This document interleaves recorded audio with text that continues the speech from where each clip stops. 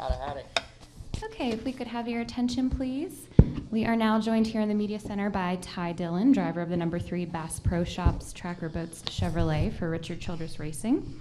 Ty currently sits third in the NASCAR XFINITY Series standings. He has 6 starts at Bristol and has posted 3 top 5s and 6 top 10 finishes. But this weekend marks a special milestone for Ty. He will be making his 100th start in the NASCAR Xfinity Series. So Ty, if you could just talk a little bit about that milestone and your outlook for this weekend.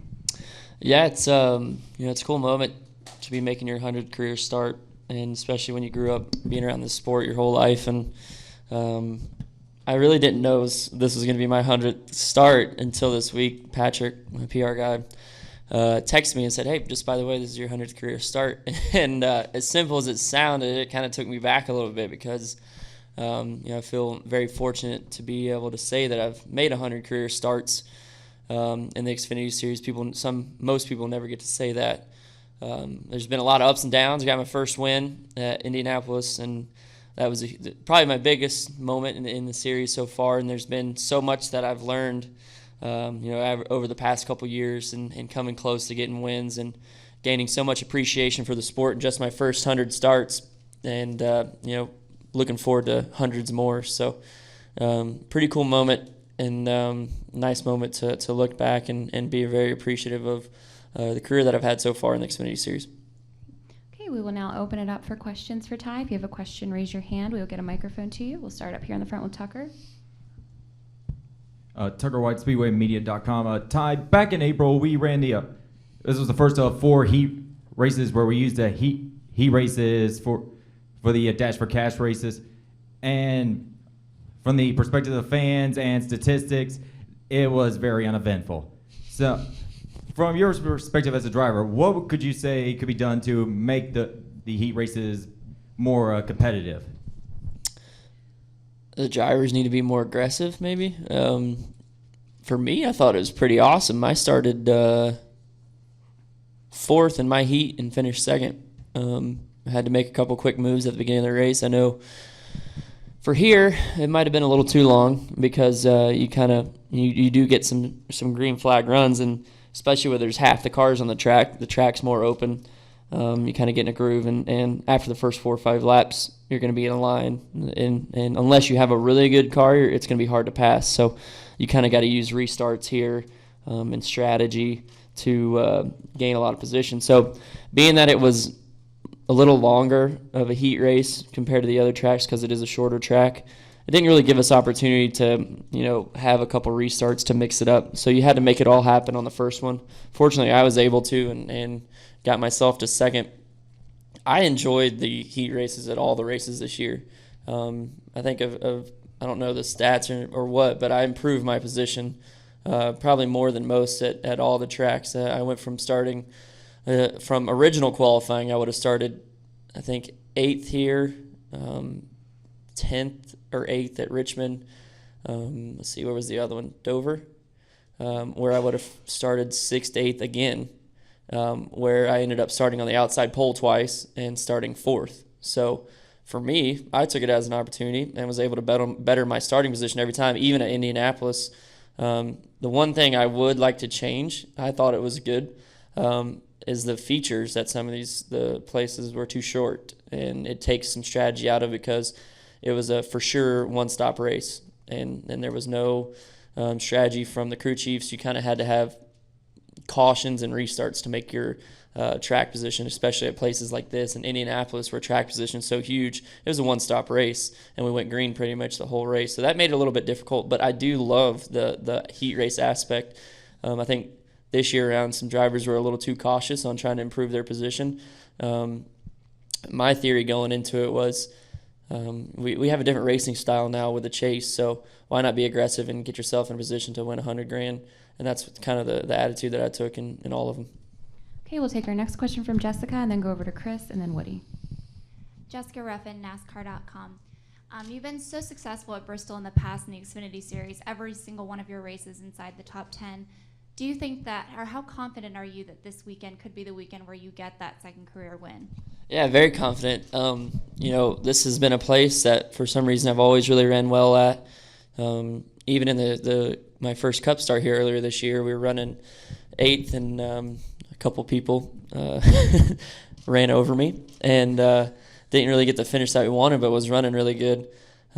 So I've always been confident here, and after leaving Mid-Ohio, after all the craziness, I knew we were coming to Bristol, a place that we could get a win. And the last couple of weeks have been leading a lot of laps and running up front, and our momentum has been growing. And I pull up Twitter a couple days ago, or yesterday actually, when I got here, and see that the track is going to be gripped up on the bottom, and it's going to be kind of a whole different surface than what we're used to. But I think the racing style is still going to be the same old Bristol, and I think that's what's helped me more than not. I've never really qualified great here, but I've always raced real well. So I think the racing style is still going to be the same. Kyle Larson, thankfully, was up there burning the top end for us.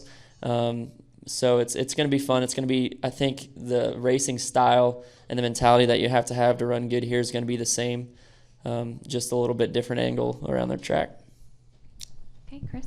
Chris Knight, catchfans.com. Ty, the NASCAR Xfinity Series has been in a crucial stretch of 20 races in 21 weeks. How do you guys feel like that you performed during that stretch, and what do you feel like that you guys will definitely need to make sure you improve on going into the chase for the Xfinity Championship?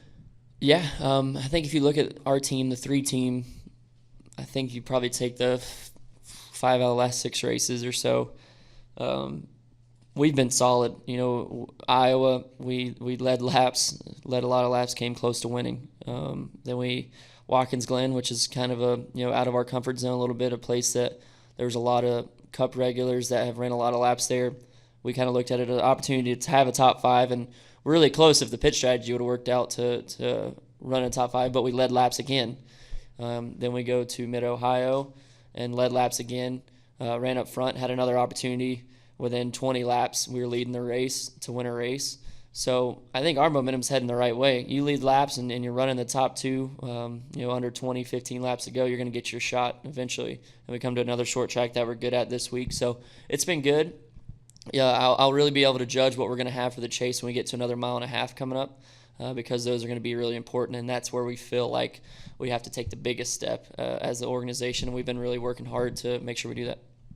Okay, we'll go next to Woody and then come up front to Bob. So Woody came with MRN. Ty, you mentioned road courses a couple of times now, and even though Mid-Ohio was kind of crazy, as you said, you still had a really good run there in Watkins Glen as well. I'm curious about your comfort level and confidence level as you get ready to head back to Road America. It seems like it's grown a lot just in a year's time. Yeah, I have. I've always enjoyed road course racing for whatever reason. I don't really know why. And I used to ride motorcycles a lot, motocross stuff. I never did it professionally, but I rode every single day, and I had a track behind my house, which is it's different because you're jumping and you're on a bike, but it's a road course. It's not a road course, but it's the same aspect. Here you have tight turns and you're going left and right. So I've always, enjoyed going left and right. And then, I've had some great teachers, Max Pappas, Ron Fellows, who have really taught me, the way to learn properly in road course racing. And then you come out of the gate at Mosport, Canadian Tire, in my first road course start, and should have won the race. Everybody knows what happened. Should have won the race there. And so I've always had confidence going to road courses. Even making my first starts in Xfinity races at road courses, I always seen it as an opportunity. And now that I've ran more and more at these tracks, I see them as opportunities to win.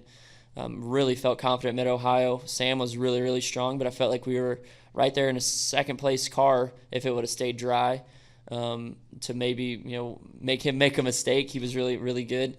But we were a competitive car, and I feel like we're going to be the same way when we go to Road America.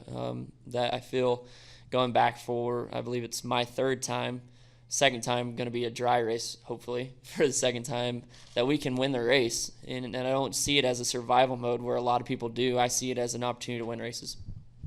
Okay, we'll take our next question from Bob. Bob Pockris, ESPN F2. The first, how much did you try at all the upper groove, and do you think it'll, by race time tomorrow night, do you think people will be running it more? I hope so. I got up there for a little bit. I saw Kyle running up there, and he was making some decent lap times.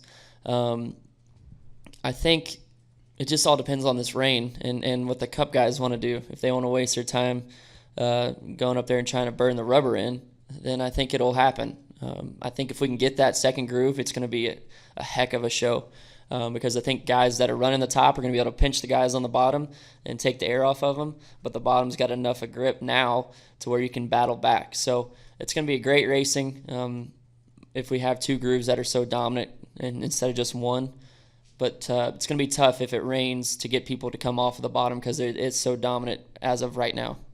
And it seems around this time of year we're always asking about next year. Do you get stressed out? I mean, are you feeling like, hey, yeah, this is my 100th XFINITY start. I need to be in Cup full time sooner than later. Yeah, exactly. This time every year I feel the same way. But this year I've had really good talks and there's a lot of positive stuff coming, and I feel really comfortable about where my future is going as far as my goal of being in the Sprint Cup Series, and also being a part of the XFINITY Series, which is important to me too. I want to continue to run races in the XFINITY Series no matter where I go or what I do. I look forward to being a part of this series for a long time and the Sprint Cup Series. So being that it is my 100th career start, I'm ready to make that step. I feel confident as a driver that I can go and compete inside the top 10, top 15 in the Sprint Cup Series if I get a full-time gig. Okay, we'll take a question up here. Justine from the Charlotte Observer. I was just wondering, what does it mean to you to be at Bristol? And with the changes that have been made to the track, and you mentioned some of them, but does that make it any kind of less special in a way? Or how does that kind of change how you feel about racing here? Okay, so I grew up, obviously been around racing since I was a kid, and I was a baby in the grandstands at a lot of the local short tracks in Hickory Motor Speedway and Tri-County Motor Speedway. And but the big NASCAR races that I went to every year from the time I was born were Charlotte Motor Speedway, Daytona, and Bristol. Those are my three, what I would consider my home tracks. So I've watched countless races here. I've been to Victory Lane here as a kid. To be able to race at all three of those tracks means the world to me because this sport means the world to me. To be able to go to Victory Lane here would be flooring, not only because we're on a little bit of a drought getting in Victory Lane, but Bristol is so close to my home and so close to my heart because I could just drive up here on a Saturday, and I remember doing it. Once I got my license, I drove up here, and I think it was the snow race back in the day, and I left that morning and came up here and watched the race in the grandstands, and just it was simple because this is what I wanted to do, and this is where I wanted to be. So I would be up here all the time watching and learning, and now here I am making my 100th career start. And I guess it'd be my 8th or 9th time racing here at Bristol. So it is special to me. This place means a lot, as well as Charlotte and Daytona and a couple other places. Okay, we've got time for one more question from Chris. Chris Hinton, catchus.com again. Ty, I was wondering what you thought about racing in the rain last week at Mid-Ohio. You were pretty strong, but the conditions were ever changing. You started out light rain, then got heavy rain, then the track dried up, and then the heavy rains came. What did you think about racing in the rain, and maybe something that you have to deal with next weekend at Road America? Yeah, obviously everybody that watched saw how crazy it was, and just so you know, it was just as crazy inside the car. It was, I don't know if it was my fear of running off the track and looking silly, but I felt like I did a decent job of staying on. I probably wasn't the fastest car in the rain, but the fact that I didn't run off other than one time when I was leading, when it probably mattered the most,